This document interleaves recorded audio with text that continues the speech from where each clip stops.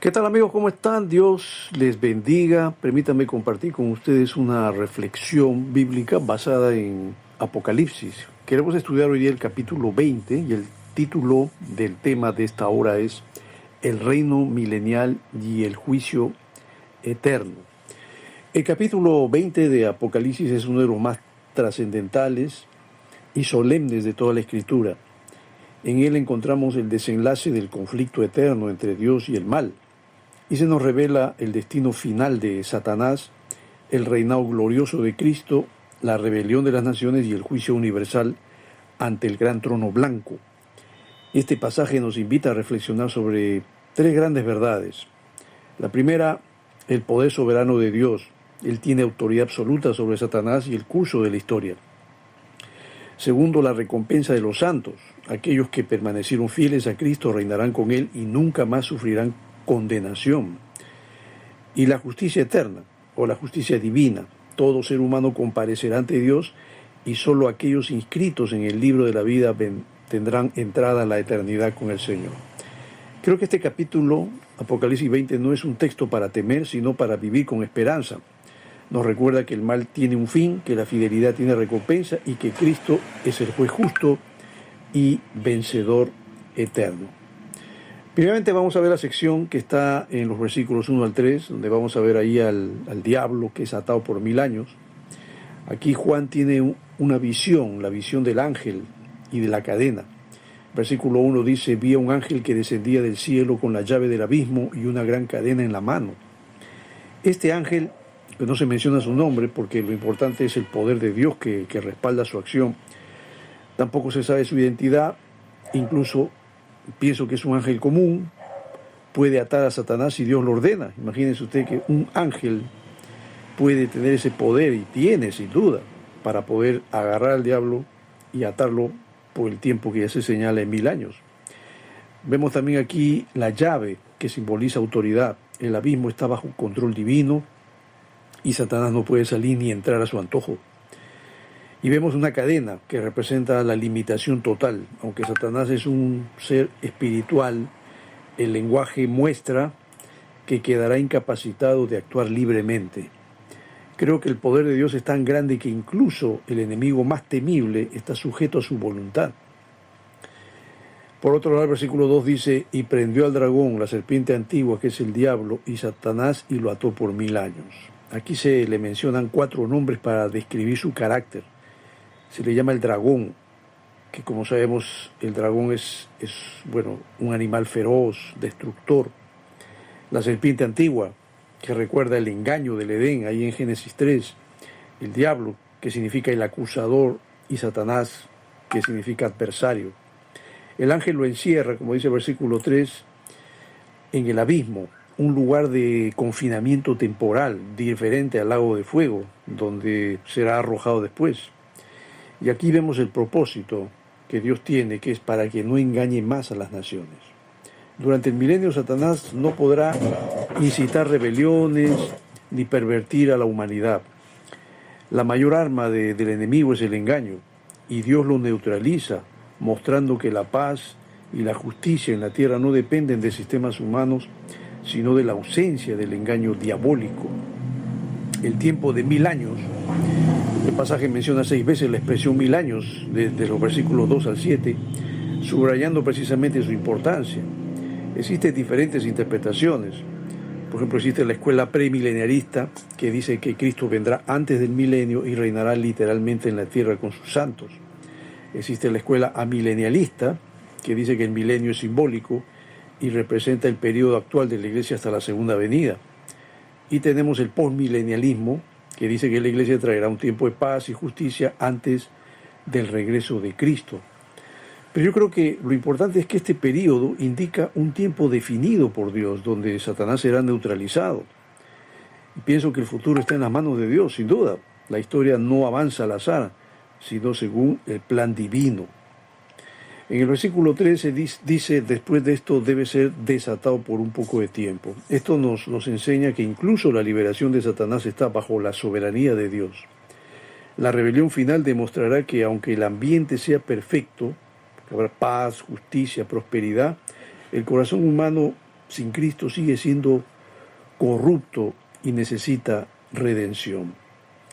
Creo que la verdadera transformación no viene por condiciones externas, sino por un nuevo nacimiento en Cristo. Y acá veo algunas aplicaciones prácticas, que una de ellas es la confianza en Dios, porque aunque hoy el enemigo anda como un león rugiente, como dice 1 Pedro 5:8, su poder tiene límites. El futuro de él ya está decidido. La vigilancia espiritual, sin su arma principal, que es el engaño, debemos aferrarnos a la verdad de la palabra. Y por eso tenemos que estar vigilando en un sentido espiritual. Pero también veo aquí una esperanza futura, porque vendrá un tiempo de completa paz y justicia, porque Dios mismo lo va a establecer. Y obviamente la conversión personal, porque no basta con un mundo ideal. Lo que necesitamos es un corazón renovado por Cristo, y todos sabemos perfectamente que para poder tener acceso al reino de Dios tenemos que convertirnos a Cristo. A partir ya del versículo 4 al 6, vamos a ver allí el reinado con Cristo. Cuando dice el versículo 4 en la primera parte, y vi tronos y se sentaron sobre ellos los que recibieron facultad de juzgar. Los tronos, que es símbolo de autoridad y gobierno, indican que los santos reinarán junto a Cristo. Los que juzgan, dice allí, es decir, se refiere a creyentes que han sido fieles y perseveraron en la fe. Como dice Pablo en 1 Corintios 6:2, ¿o no sabéis que los santos han de juzgar al mundo? Y esto cumple la promesa de Jesús, ¿no?, que se menciona en Apocalipsis 3:21, cuando Jesús dijo, al que venciere le daré que se siente conmigo en mi trono. La fidelidad aquí en la tierra tiene recompensa futura allá en el reino de Cristo. El versículo 4 también, en la segunda parte, vemos que dice, y vi las almas de los decapitados por causa del testimonio de Jesús y por la palabra de Dios, los que no habían adorado a la bestia ni a su imagen y que no recibieron la marca en sus frentes ni en sus manos. Estos mártires representan a aquellos que sufrieron y murieron por mantenerse fieles a Cristo en medio de la persecución. No adoraron a la bestia, son los que rechazaron el sistema del anticristo aún a costa de sus vidas. Y vemos en ellos obviamente un ejemplo de valentía, porque así como Daniel y sus amigos no doblaron rodilla ante el rey, estos mártires eligieron honrar a Dios antes que salvar sus vidas. La verdadera victoria no es escapar de la persecución, sino permanecer fiel a Cristo aunque cueste la vida. En el versículo 4, en la parte final, dice, y vivieron y reinaron con Cristo 1000 años. Vivieron implica una resurrección corporal. Primera resurrección. Vendría a ser la primera resurrección, es la resurrección de los justos, distinta de la resurrección final de los incrédulos que se menciona en el versículo 5. Y menciona que estos creyentes son participantes, todos los creyentes en Cristo, especialmente los vencedores y mártires. La segunda resurrección es para juicio, la primera es para gloria. Y para los creyentes, la muerte no es el final, sino la puerta a una vida de victoria con Cristo. En el verso 6 vemos allí una bienaventuranza, cuando dice, bienaventurado y santo el que tiene parte en la primera resurrección, la segunda muerte no tiene potestad sobre estos, sino que serán sacerdotes de Dios y de Cristo y reinarán con él 1000 años. Bienaventurado es un término de felicidad plena que es reservado para quienes gozan del favor de Dios. Santo, se menciona allí esa palabra que significa separados para Dios, limpios de toda condenación. Y la segunda muerte, que ya hemos dicho, representa la condenación eterna en el lago de fuego, que se va a mencionar esto en el versículo 14, son los que participan, es decir, los que participan en la primera resurrección, estos están libres de esta condenación que se menciona como la segunda muerte. Y ahí habla de sacerdotes de Dios, es decir, tendrán acceso íntimo a la presencia del Señor, sirviéndole eternamente, y reinarán con Cristo. Autoridad compartida con el Rey, tendrán una autoridad compartida con el Rey de Reyes en un mundo que va a ser restaurado. La verdadera felicidad no está en lo que el mundo ofrece, sino en ser parte de los redimidos que servirán y reinarán con Cristo. Entonces, esto a mí en lo personal me lleva a que tengo que perseverar en la fe, aunque el mundo presione a conformarse, la victoria está en permanecer firmes en Cristo. Y vivir en santidad, sin duda, porque solo los santos heredarán este privilegio. La santidad no es opcional, es el sello de quienes reinarán con Jesús. Y también esto me enseña a tener esperanza en la resurrección, porque la muerte física no es la derrota. Para los creyentes es la antesala del reino eterno. Y claro, el Señor nos llama a ser testigos fieles. Así como los mártires, estamos llamados a dar testimonio de Cristo sin negar su nombre. Esta sección del versículo 4 al 6 nos muestra que la fidelidad a Cristo será recompensada con un lugar en su reino. Los creyentes resucitados serán bienaventurados, serán santos, libres de condenación y llamados a reinar y servir con el Señor. Es un llamado a la esperanza activa que nos motiva a vivir hoy con los ojos puestos en la eternidad. Entramos a la sección 7 al 10, donde vemos ahí la rebelión final de Satanás. Dice el versículo 7, cuando los 1000 años se cumplan, Satanás será suelto de su prisión. Después del milenio, es decir, Dios permite que Satanás sea liberado por un tiempo. Esto no significa que el enemigo escapó, sino que Dios lo permite con un propósito específico. Y la enseñanza central es que aunque haya un mundo perfecto bajo el gobierno de Cristo, el ser humano sin una transformación interior sigue siendo susceptible al engaño. Pienso que el pecado no está en las circunstancias externas, sino en el corazón humano. La liberación de Satanás lo revela claramente. El verso 8 dice, y saldrá a engañar a las naciones que están en los 4 ángulos de la tierra, a Gog y a Magog, a fin de reunirlos para la batalla, el número de los cuales es como la arena del mar. El engaño global que se menciona aquí, es decir, Satanás va a lograr convencer a multitudes, incluso después de los 1000 años de paz.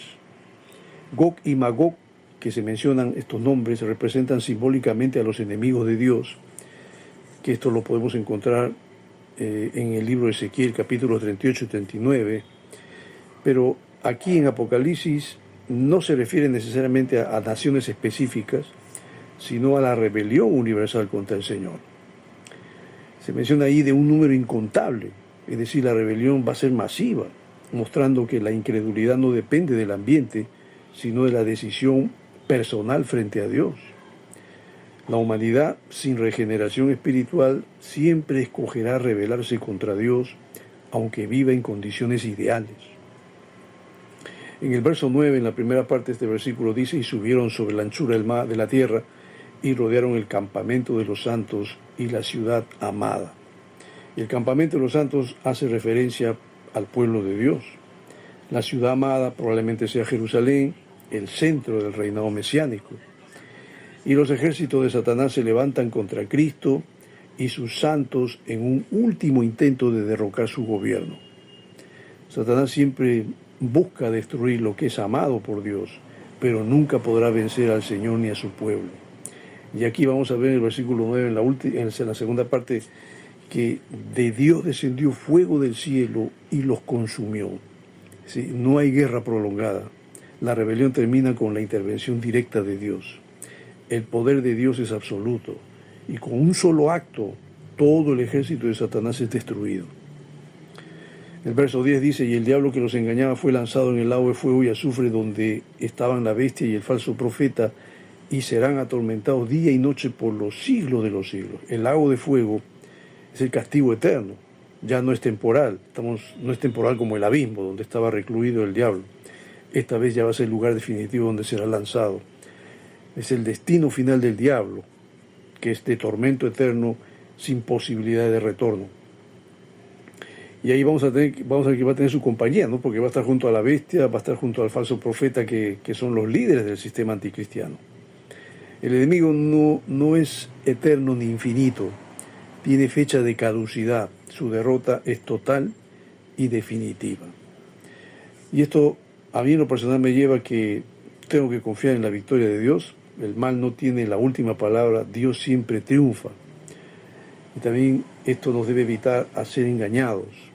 Si Satanás puede engañar aún en el milenio, cuánto más hoy necesitamos aferrarnos a la palabra de Dios. Ser vigilantes también, claro, porque la rebelión del hombre muestra que no basta con un ambiente ideal, necesitamos nacer de nuevo en Cristo. Y claro, el destino final del diálogo, como ya hemos visto, asegura la paz eterna de los redimidos. La rebelión final de Satanás es la prueba de que el corazón humano necesita a Cristo, no solo buenas condiciones externas. Dios permite este último engaño para demostrar su justicia y la necesidad de redención. Finalmente Satanás es derrotado para siempre y arrojado al lago de fuego, sellando la victoria eterna de Dios y la seguridad de su pueblo. Y bueno, entramos a la sección 11, a los versículos 11 al 15 de Apocalipsis 20, donde vemos el juicio del gran trono blanco. Verso 11 dice, y vi un gran trono blanco y al que estaba sentado en él. Esa palabra gran indica majestad y autoridad suprema. Blanco simboliza la pureza, justicia y la santidad absoluta. Y el que estaba sentado, Dios mismo en la persona de Cristo. Como Juan 5:22 lo dice, el Padre a nadie juzga, sino que todo el juicio dio al Hijo. El juicio no estará en manos de hombres, sino en manos de Cristo, el juez justo. En el versículo 11 dice también, de delante del cual huyeron la tierra y el cielo y ningún lugar se encontró para ellos. Está hablando del universo presente que va a huir de la presencia de Dios, y esto anticipa la creación de un cielo nuevo y una tierra nueva, como lo vamos a ver en Apocalipsis 21. No habrá dónde esconderse, toda excusa y todo refugio humano van a desaparecer. Nada de este mundo permanecerá, sino obviamente solamente la eternidad es lo que va a contar aquí. Y el versículo 12 dice, y vi a los muertos grandes y pequeños de pie ante Dios. Grandes y pequeños, es expresión que habla de todos, sin distinción, reyes y mendigos, sabios e ignorantes, comparecerán ante el juez. Van a estar de pie, es decir, en una actitud de juicio, no de adoración. Y esta es la segunda resurrección, reservada para los incrédulos, a diferencia de la primera resurrección de los justos, como hemos visto en el versículo 6. Nadie escapará del juicio divino, todos comparecerán ante Dios. El versículo 12 dice que los libros fueron abiertos y otro libro fue abierto, el cual es el libro de la vida, y fueron juzgados los muertos por las cosas que estaban escritas en los libros, según sus obras. Estos libros que se menciona aquí representan el registro divino de todas las obras humanas, palabras, pensamientos y acciones. Nada queda oculto, como diría Jesús ahí en Mateo 12:36. El libro de la vida que se menciona aquí contiene los nombres de los salvos, inscritos por la fe en Cristo. Y aquí yo veo un criterio interesante, ¿no? Porque los incrédulos no son juzgados por sus obras, los incrédulos son juzgados por sus obras y ninguna obra humana va a poder salvarlos. La única garantía de salvación es estar escrito en el libro de la vida del Cordero, como menciona Apocalipsis 21:27. La salvación entonces vemos una vez más que se remarca que es por gracia mediante la fe en Cristo, no por obras. Y el verso 13 dice, y el mar entregó los muertos que había en él, y la muerte y el Hades entregaron los muertos que había en ellos, y fueron juzgados cada uno según sus obras. Nadie escapa. Incluso los que murieron en el mar o en la tumba más profunda serán resucitados. La muerte y el Hades que se menciona aquí, que representan el poder temporal de la tumba, pero que ahora deben entregar a los que tienen bajo su poder. Verso 14 dice, y la muerte y el Hades fueron lanzados al lago de fuego. Esta es la muerte segunda. La muerte segunda es la condenación eterna, separación total de Dios.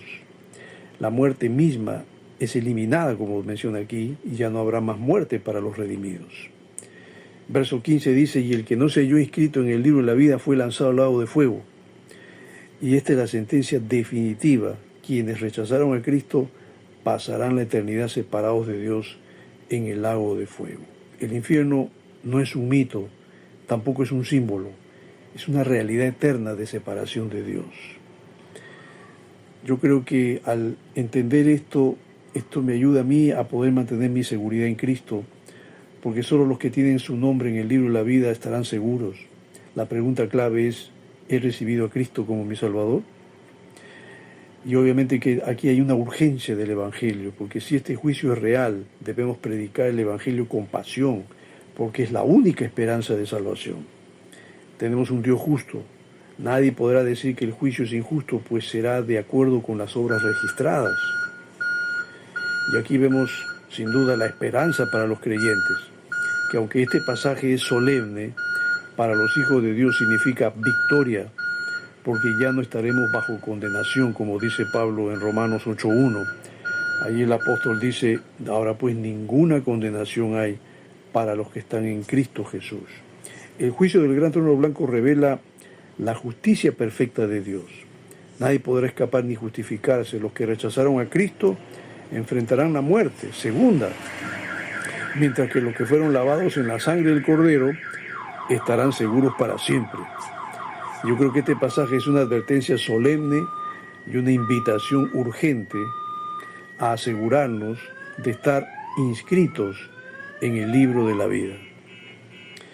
Creo que aquí hay algunas enseñanzas principales, y es que Dios tiene control total sobre Satanás y su destino, que ya está sellado.